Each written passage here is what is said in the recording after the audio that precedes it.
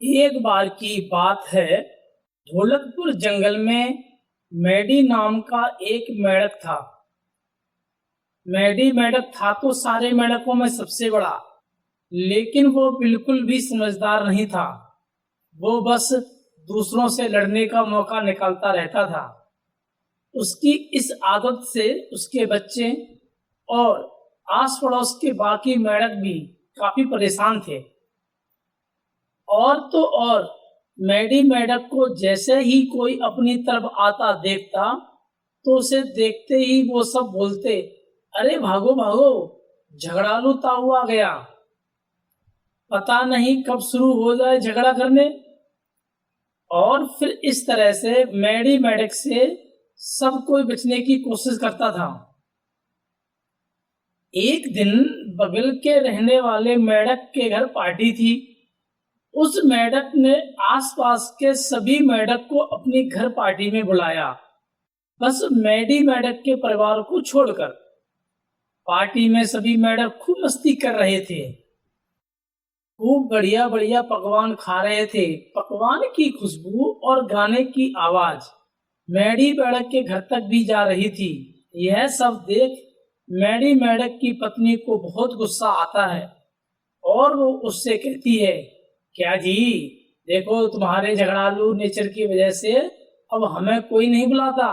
खाने की कितनी अच्छी खुशबू आ रही है। तुम्हारी वजह से इतनी अच्छी पार्टी का मजा नहीं ले पा रही। जाओ, अब मैं भी रात को खाना नहीं बनाने वाली। आज खाना बाहर से आएगा, मेरी छुट्टी।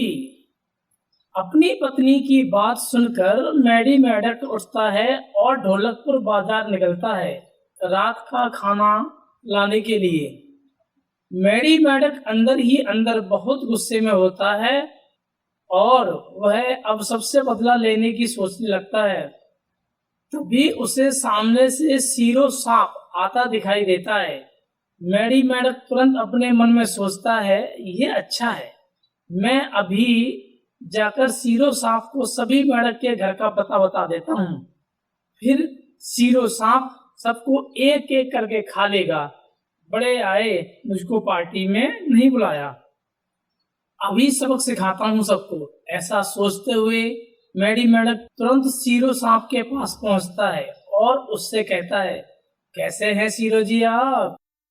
मैडी मेंढक को अपने पास खड़ा देख सीरो सांप तुरंत कहता है, क्या तुम्हें मुझसे डर नहीं लगता?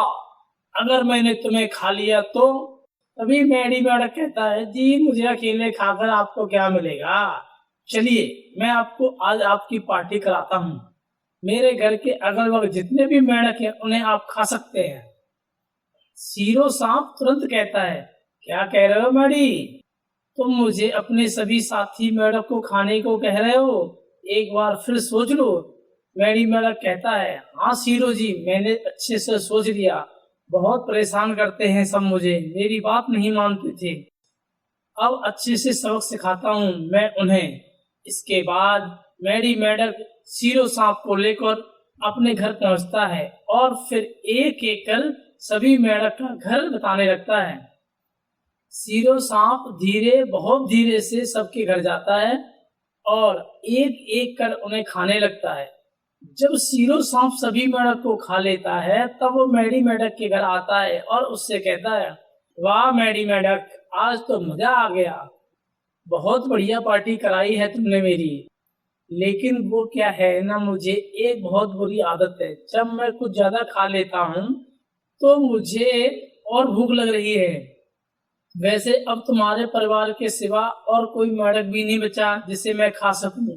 मैडी मेंढक ये सुनकर बहुत गुस्से में आ जाता है और सीरो सांप से झगड़ा करते हुए कहता है, अरे ऐसे कैसे तुम हमें खाओगे? एक तो मैंने तुम्हारी पार्टी कराई, अपने सभी साथी मेंढक को खाने दिया, और तुम हो कि हमें शुक्रिया करने के बदले तुम उल्टा हमें खाने की बात कर रहे हो। मैडी ये सब बोल ही रहा था कि तभी उसकी पत्नी पीछे से कहती है, अजी देखा आपने, कितनी बार मना किया था कि किसी की लड़ाई झगड़ा मत किया करो, थोड़ा अपने गुस्से पे काबू रखो। लेकिन नहीं, हमारे सभी साथी को ये सीरो खा गया, अब हमारी बारी। अपनी पत्नी की बात सुनकर मैडी कुछ कहता है, तभी सीरो सांप आता है और एक एक करके मैडी और उसकी पत्नी और उसके बच्चों को खा लेता है और फिर इस तरह से उस जगह के सभी मेंढक खत्म हो जाते हैं।